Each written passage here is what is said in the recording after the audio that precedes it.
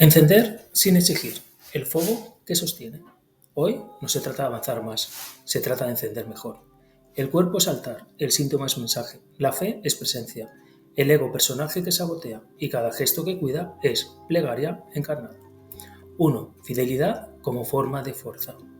Josué no lidera desde el ruido, lidera desde la obediencia ritual. Su fuerza no es impulso, es fidelidad encarnada. Sé fuerte y valiente, no temas ni te acobardes. 2. Memoria como altar colectivo. Cada piedra, cada paso, cada victoria no se acumula, se honra. El cruce del Jordán no fue solo tránsito, fue consagración. 3. La tierra como promesa encarnada.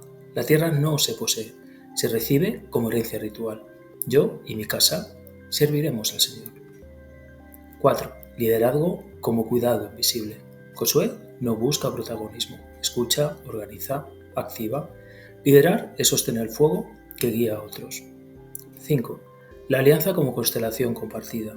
La espiritualidad no se impone, se encarna. Escoge hoy a quién servir.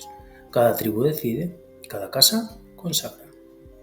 Cierre, el fuego que te cuida. Hoy no escribo para enseñar, escribo para sostener. Hoy no produzco para avanzar, cuido el fuego que me cuida. Porque cada frase, cada escena, cada gesto puede ser altar.